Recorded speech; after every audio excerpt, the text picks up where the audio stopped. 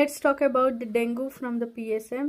The crux of this is, firstly, dengue is caused by, belongs to the arbovirus family. Arbo का मतलब arthropod bone, मतलब जो viruses arthropod से फैलते हैं, ठीक है, उनका वेक्टर आर्थ्रोपोड होता है. सेकेंडली फ्लैवी वायरस को बिलोंग करता है.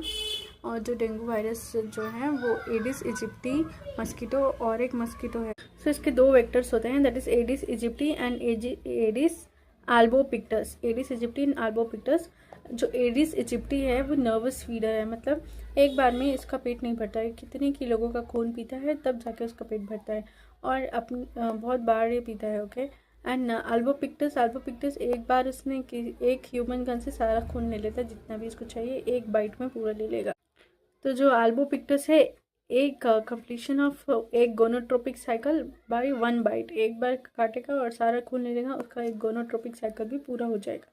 पर एडिस का ऐसा नहीं है, इसलिए एडिस ज़्यादा ट्रांसमिट करता है. तो ट्रांसमिशन के बारे में बात करें तो ट्रांसमिशन ऐसा होता है कि सपोज आपको दो तारीख को सिम्टम्स स्टार्ट हुए, बुखार वगैरह आना स्टार्ट हुआ 2 तारीख से. तो 2 तारीख से पहले का दिन, दैट इज़ 1 तारीख से लेके और आपका 6 तारीख तक, मतलब पूरे 5 दिन. तो from the day before onset of 5th day, तब आप के पास से एडिस मस्कीटो ब्लड लेगा. उसके बाद 8 से 10 दिन के बाद इन्फेक्टिव हो जाएगा और दूसरों को इन्फेक्टिव करेगा. और जो इसके बच्चे रहते हैं उसमें भी वायरस चला जाता है. ट्रांस ओवेरियन ट्रांसमिशन होता है. और इसकी जो जेनेटिक ट्रैक है मस्कीटो के, उसमें भी चला. बात करते हैं डेंगू के लिए हाई रिस्क पेशेंट्स कौन है. बच्चे, बूढ़े, obesity, pregnancy, peptic ulcer disease, क्योंकि ब्लीडिंग का रिस्क रहता है, प्लेटलेट्स काउंट कम हो जाते हैं.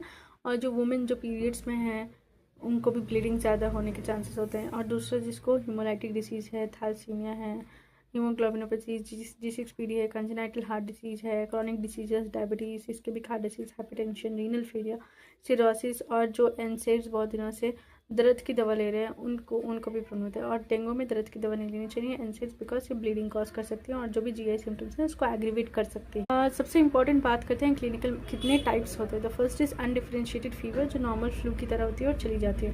क्लासिकल डेंगू फीवर, जहाँ पे muscle pain, bone pain, retroorbital pain, headache, fever, ये सब रहता है. फिर रहता है dengue haemorrhagic fever. Haemorrhagic fever में क्या होता है, ब्लीडिंग मैनिफेस्टेशन, कैपिलरी परमेबिलिटी बढ़ जाती है, प्लाज्मा लीकेज. इसमें एक्चुअली डेंगू हेमरेजिक में 3 फेजेस होते हैं, febrile phase, critical phase, recovery phase.